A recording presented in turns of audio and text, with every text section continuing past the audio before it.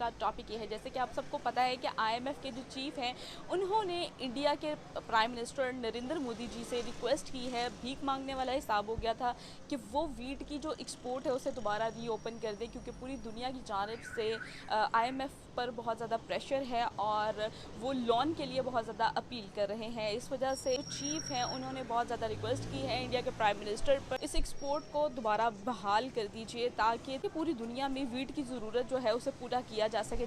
जो कि इंडिया का ये दिन आज ही आ चुका है। आईएमएफ उनकी ये पहली दफ़ा ऐसा हुआ है कि इंडिया की वो मिन्नत करे एशिया में, वरना आईएमएफ एशिया को इतनी अहमियत नहीं देता था।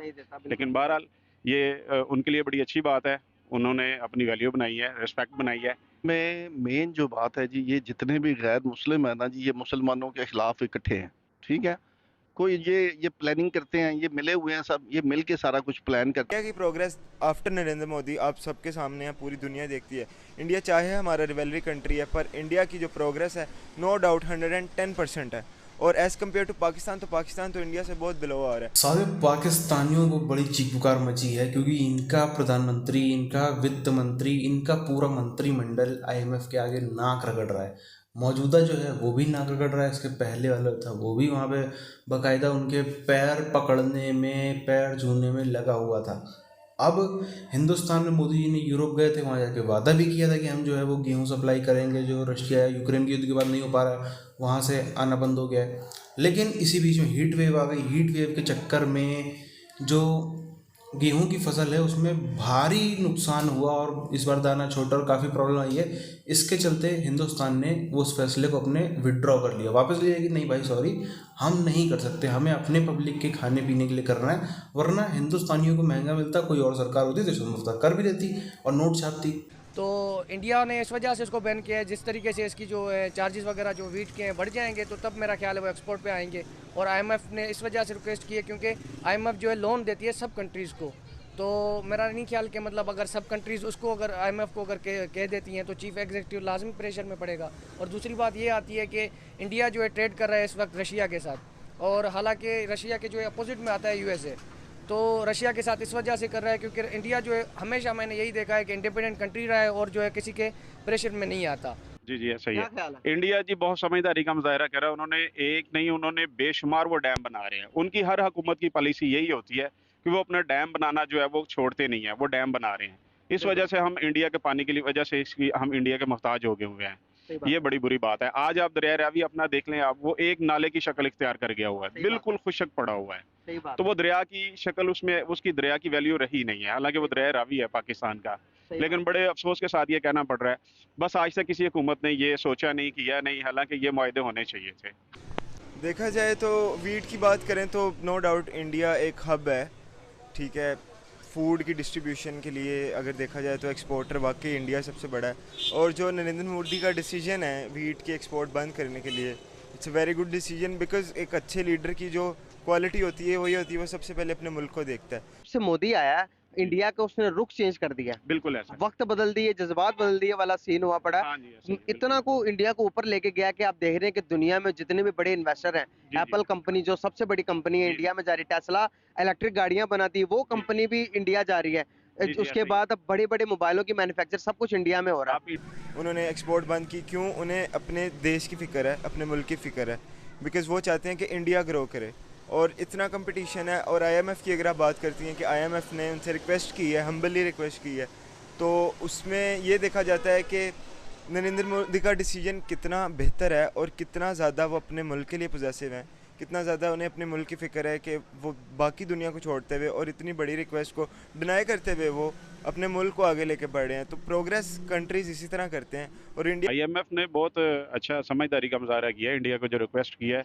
देखें, वो भले ही हमारा दुश्मन मुल्क है, लेकिन उसने अपनी रेपुटेशन अच्छी की है। सही बात है। और उसने अपनी वैल्यू बनाई है, अपनी वैल्यू बढ़ाई है। हमारे दरअसल ये हुआ कि हमारी सारी हुकूमतों ने इधर सारी चोरी चकारी की है।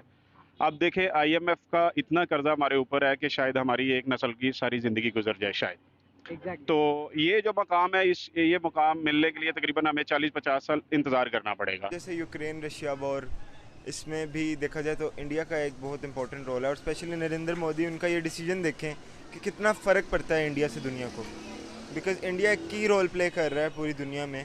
कि इंडिया अगर वीट रोक देता है तो काफ़ी फ़र्क पड़ता है। और जो एक आपको पता होगा कि कमिटमेंट थी इंडिया और रशिया की कि इंडिया को रशिया फर्टिलाइज़र प्रोवाइड करेगा और इंडिया रशिया को वीट और अनाज वगैरह सब कुछ देगा, तो इससे इंडिया में आप ऐसा करें, आप ये भी सर्च कीजिएगा, आपको पता लगेगा इंडिया में गाड़ियों की कीमत बहुत कम है। बहुत कम है। जो हम डिपॉजिट कीमत जमा करवाते हैं गाड़ी लेने के लिए, इतने की गाड़ी उधर से मिल जाती है इंडिया में। 3 लाख रुपए की गाड़ी मिल जाती 3 लाख रुपए की है। गाड़ी है, वहाँ पर ये वहाँ के 3 लाख यहाँ पर करेंगे 18-20 लाख रुपए बनते हैं। बिल्कुल ऐसा ही है जी। वहाँ पे गाड़ी लेना भी आसान है।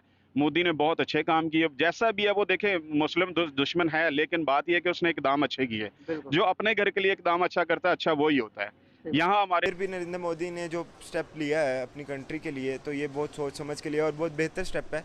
और ताकि इस वजह से, इस चीज़ की वजह से पूरी दुनिया अब इंडिया पे डिपेंड होगी वीट के लिए। स्टार्ट ऐसे हुआ कि from the start of its inception, जब इंडिया बना था, इंडिया मार्ज वजूद में आया था, उस वक्त इंडिया को कुछ अच्छे लीडर्स मिल गए बैक टू बैक, ठीक है, जिसकी वजह से इंडिया के अंदर पॉलिटिकल स्टेबिलिटी आ गई, ठीक है, जिससे पॉलिटिकल स्टेबिलिटी आई, एक पॉलिटिकल स्कूलिंग हो गई सब आवाम की अच्छे तरीके से, एक के बाद एक पॉलिटिकल गवर्नमेंट आती गई, जिससे ना उनको पॉलिटिकल गवर्नमेंट आने वालों को, एडमिनिस्ट्रेटर्स को, हुकूमत को एक थोड़ा सा अंदाज़ा था, जिससे वो थोड़ा सा आवाम के बारे में सोच रहे थे थोड़ा सा। ये सारी बात मैंने पहले भी आपको बताई कि उनकी लीडरशिप पे डिपेंड करता है। एक जो लीडर होता है, अच्छा लीडर होता है, उसमें ये क्वालिटी होती है कि वो पूरी दुनिया को अपने लिए झुका सकता है, अपनी कंट्री के आगे खुद नहीं किसी के आगे झुकता। के पास सोर्सेज हैं तो सोर्सेज तो निकलवाने पड़ेंगे ना किसी से, रुकेसी करनी पड़ेगी। अब ऑर्डर तो नहीं कर सकते हम। तो हम क्या है, अगर वो बाप बस हम ऐसे समझो वो चेस की शतरंज की तरह एक ना प्यादे होते हैं, उनको जैसे चलाया जाए। जो है बादशाह है कि होता है, लेकिन फ़िलहाल हम मतलब टाइम को हम देखते हैं कि टाइम क्या करता है। वक्त सबसे बड़ा सबक देता है, फिर किसी को भी बाप बना सकता है। असल में मेन जो बात है जी, ये जितने भी गैर मुस्लिम है ना जी, ये मुसलमानों के खिलाफ इकट्ठे हैं, ठीक है। कोई ये प्लानिंग करते हैं, ये मिले हुए हैं सब, ये मिल के सारा कुछ प्लान करते हैं। मैं आपको बताऊं, ये जो कोरोना था ना, ये एक हकीकत थी, लेकिन ये अमेरिका ने एक ऐसा वायरस छोड़ा था। वो तो अभी ऐसी जंगें होंगी, ठीक है ना। इन्होंने वायरस छोड़ा कि गरीब ममालिक जो है ना वो ख़त्म हो जाए। इतनी महंगाई दुनिया में है। अभी ये सारे लोग कर रहे थे ना कि इन्होंने मैं आपको बताऊं कि ये चीज़ें, अब इकोनॉमिक्स का एक असूल है कि आपने जो चीज़ महंगी करनी है ना, उसको शॉर्ट कर दें, ठीक है ना। जो क्वांटिटी में ज़्यादा आ जाएगी वो जो है ना अपना सस्ती हो जाएगी, ठीक है ना। तो ये इनका ना ये प्लानिंग के साथ करते हैं ये सारे गैर मुस्लिम। हम जो है ना 57 कंट्रीज हैं मुसलमानों की, हमें इकट्ठे होना चाहिए। हमारे ईमान की कमजोरियां हैं, ये सबसे अहम चीज़ है। साथियों, बार बार हम देख रहे हैं आईएमएफ जो है वो मक्खन लगाने में लगा हुआ है कि भाई कुछ भी करके हिंदुस्तान को मक्खन पॉलिश कर ली जाए, शायद हिंदुस्तान मान जाए। एक चीज़ यहाँ पर हम देखते हैं, ऐसा क्या है हिंदुस्तान आप देख रहे हो 5 ट्रिलियन की इकोनॉमी होने वाला है, तीसरी सबसे बड़ी इकोनॉमी, उसके बाद वो हो जाएगा। तो क्या है ऐसा हिंदुस्तान में? अगर हम देखें बाकी इतने सारे देश हैं, इतने अमीर देश हैं, हम हिंदुस्तानी ना तो वो देश हैं जो पहले गरीब थे, हज़ारों साल से गरीब रहे, खाने को नहीं, सहूर नहीं है ना, मतलब पैसा भी नहीं, तमीज़ भी नहीं, कुछ भी नहीं, एकदम से ज़मीन से तेल निकल आया और एकदम से रातों रात खूब सोने की गाड़ियों घूमने लगे, वो कौम नहीं है हिंदुस्तानी। ना ही हिंदुस्तानी वो कौम है जिसके लोग निकल के पूरी दुनिया में जा के अलग अलग देशों में जाके बसे, लूट मार करी, 200 300 साल तक वहाँ के लोगों को गुलाम बना के रखा। वैसे भी हिंदुस्तानी वैसी कौम नहीं है, उस तरीके से हिंदुस्तान अमीर हुआ, उस तरीके से पैसा आया हो।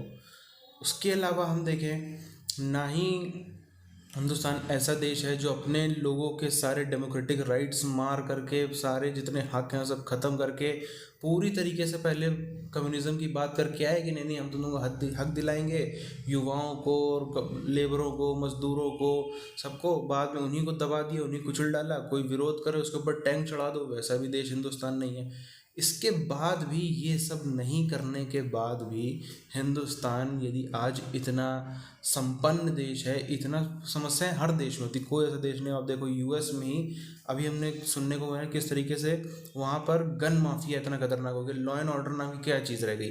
अगर इस तरीके से आप देखो, हम लोग हिंदुस्तान में, पाकिस्तान में, दुनिया भर में कहीं भी इस तरीके से कोई निकले और एक 2 10 20 50 लोग को मार दे तो क्या, तो देखो तो आतंकवादी हो गया।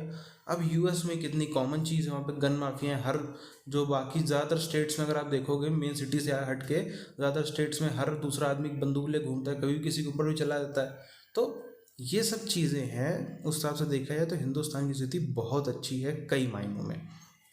यही कारण है कि पूरी दुनिया इस समय फैन हुई पड़ी है। पूरे, अब यूरोप हो, कहीं भी जाते हो, जो जिनपिंग को आप देख लो, जिनपिंग चाइना वाला, वो भी हर साल 1.5 साल में क्यों हिंदुस्तान में चक्कर काटता रहता है।